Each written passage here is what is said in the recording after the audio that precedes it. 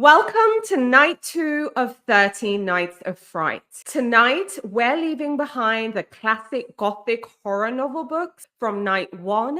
And tonight, for night 2, I will be sharing dystopian nightmares. So from classics to contemporary, these books will strip away all the comforts of the world as we know it today. And instead, they offer us a chilling vision of what a controlled society can look like that sometimes feel all too close to our present reality. So I'll be sharing 2 classic books and 4 contemporaries, and I'll let you know what you can expect in each book without spoilers. Okay, so the first book I'm sharing with you is the original dystopian novel. Now, I know folks tend to know 1984 and Brave New World, but this book was even before that time.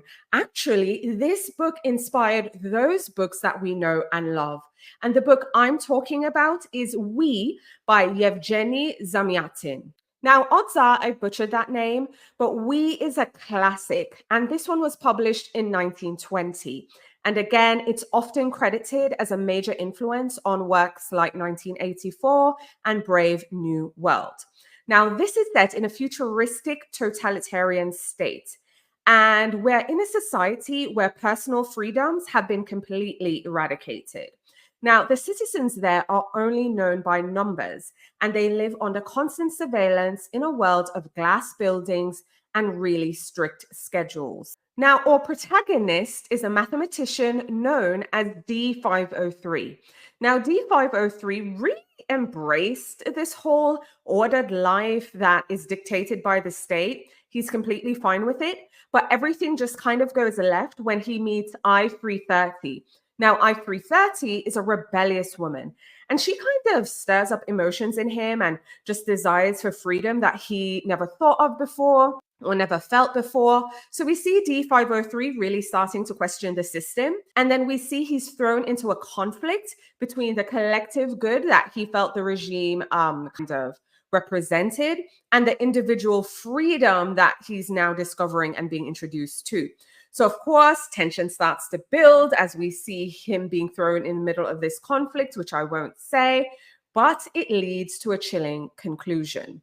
Now, readers can expect a really deep philosophical deep dive into the dangers of just absolute control, where the government is telling you what to do and how to live, and what happens when you lose individuality. Now, I think We is just very profound and thought-provoking and also haunting because it suggests that even the most orderly society, like even the one that seems like everyone has everything together, like you can't suppress that human desire for freedom. Like eventually it will peak out. So I know like people might feel like, oh yeah, I want this control. I would much rather someone tell me what to do. But that can only work for so long. Eventually, the desire for freedom will come to the forefront. Now, this is a book I've read numerous times. I have lots of thoughts on. And if you want even more information, now granted, this will take you into spoiler territory.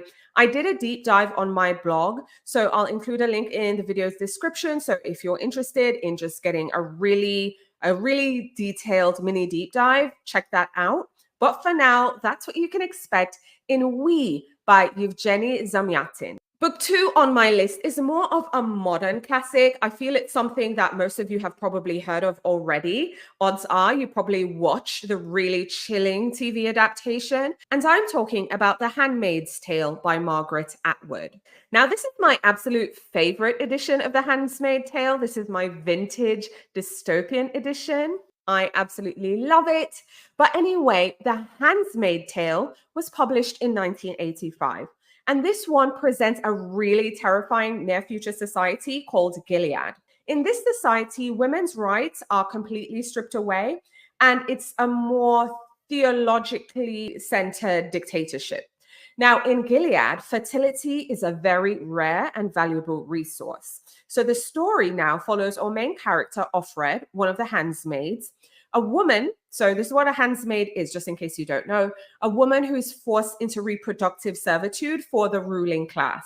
Essentially, you have their babies. And we see Offred just kind of really going through an internal struggle with the whole system that she's living in. We see her fighting for survival within this oppressive regime and just kind of following her story and just seeing her navigate everything, it's gripping to read, but it's also incredibly terrifying at the same time.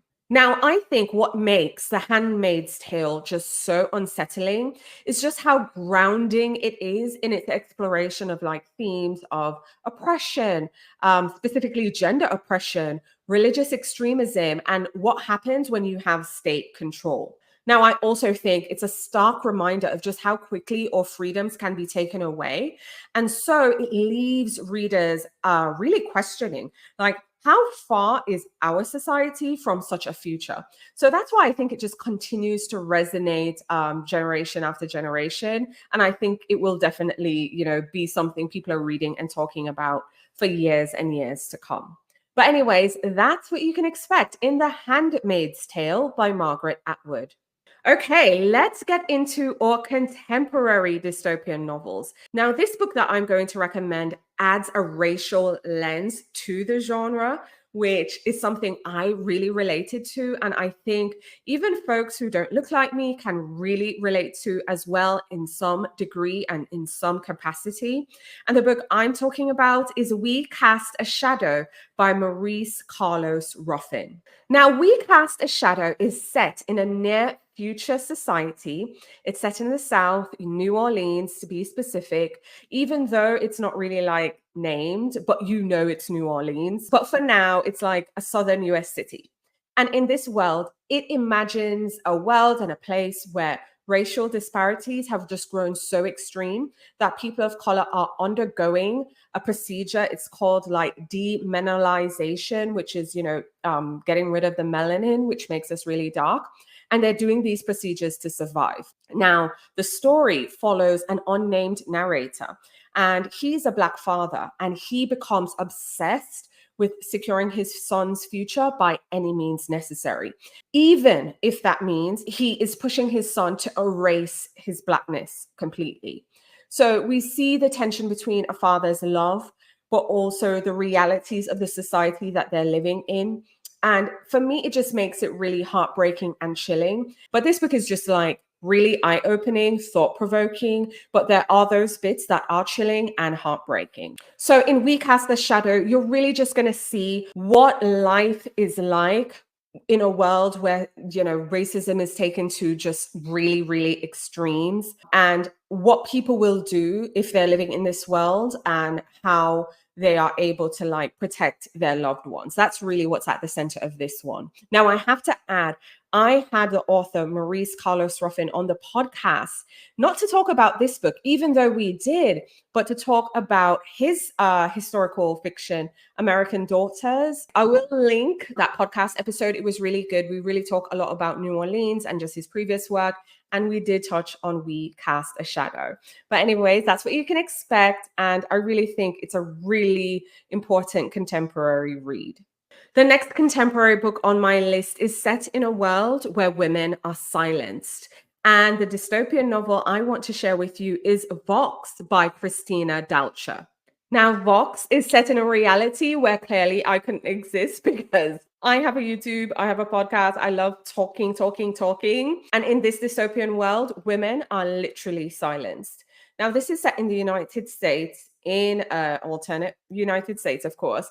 And there's this totalitarian regime that limits women to just 100 words per day. I mean, how could I survive? How could this channel survive? It wouldn't exist. But anyway, and this is enforced by electronic bracelets. So, there's a way to track and also punish these women if they exceed their daily word count. Now, our main character is a doctor who was once a prominent scientist, but now, like all the women, her voice has been taken from her. And as the government is really tightening down on their control, we see her having to navigate this silent world, but also finding a way to protect her family, especially her daughter, from the regime's just really oppressive ways, which is growing by the day. Now, Vox really explores not just gender politics, but censorship, which is something I'm very passionate about. Like, yeah, we should not be censoring people. And just the terrifying consequences of silence. I mean, I do think we take for granted the ability to just talk and say what we want to say and make our voices heard and make our opinions heard. So in this one, it really takes you into a world where We see what it's like to not have a voice, but also the consequences of it as well. So this is a really fast-paced dystopian kind of thrillery feel of a novel. And I think it will just resonate with anyone who values freedom of speech and, of course, autonomy. So that's what you can expect in Vox by Christina Dalcher. Okay, we are shifting gears a bit with my next contemporary recommendation. This one is blending post-apocalyptic fiction with also a bit of social commentary as well. And the book I am sharing is Severance by Ling Ma. Now, Severance, I have to let you know from the jump, was published before the pandemic, because I know we have like pandemic novels, right? But this one was before the pandemic, and this one kind of has a pandemic. So I just wanted to kind of put that one out there. So anyways, in Severance, we are in a world where there is a global pandemic, and it's known as the Shen fever. Now, it sweeps across the world. It turns people into just mindless, robotic, routine-like versions of their former selves. So, just imagine you just having a fun, vibrant kind of life. And this fever just makes you really robotic, and it's just routine, same day after day after day. Now, our main character is Candice, and Candice is a millennial office worker. She's in New York, and she is trying to find meaning in her repetitive corporate life. Now, we see her decide to join a group of survivors because, she's trying to find some meaning despite just this routine and just this rigidness in this world. And we see her really starting to question, what does it mean to live? Now, this is like part satire, part survival story, part social commentary on capitalism and stuff like that. But it also explores themes of isolation, just how crazy modern work culture is, and just how we navigate our identities in a world where it's trying to promote everyone being the same, and also the world at the same time is kind of falling apart. So this, I feel, is good for fans who are open to reading dystopia with a twist. It's haunting, but it's also funny. And again, I think it's really thought-provoking. So that's what you can expect in Severance by Ling Ma.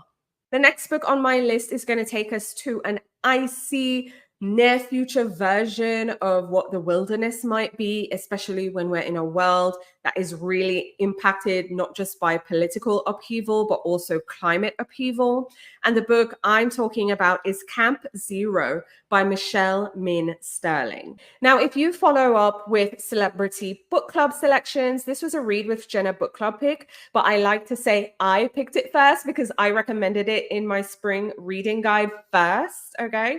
Way before Jenna selected the book. So I like to say I picked it first. But anyway, Camp Zero is set in a near future version of the Canadian wilderness. And it's a dystopian novel that really dives deep into the impact of climate change and politics at the same time. Now, Camp Zero follows multiple characters. Now we have Rose, who is a sex worker who is recruited for a mysterious mission. And then we have a professor. His name is Grant, and he is hiding his true identity of who he is and how he is in this place. Now, the thing with this refuge, it's actually a refuge for the elite. It's a secret northern settlement that's built, and essentially everyone there is like a climate refugee, but again, it's only for the elite. We also see that the reason one of the characters is there, Rose, it's to also help her mom, who is living in the US in an area that is just in real bad disrepair. So this is a way to provide shelter for her mom and also provide food. Now, this is a slow burn, okay? It's a slow burn, but it's a good story about survival and what you're willing to do to survive in a world, essentially, when it's like uninhabitable or near end. It's also a story about betrayal and just the lengths people will go to in order to escape the chaos of the world. But again, at the heart of the novel, you're going to get a critique of climate politics, of course, class, race, and just how as humans we'll just exploit even the most desolate places. Because again, it's set in a wilderness just to continue and maintain power. So you can expect just everything you know and love with dystopian books. It's a slow burn, but it also has fast-paced thrillery bits at certain points. But I think this book's strength is that it's just beautifully written. It's a great plot, and we have the twist and just kind of the environment it's set in. I really enjoyed reading about that. But yeah, just, even when the world is ending, human greed and desperation will always and forever thrive.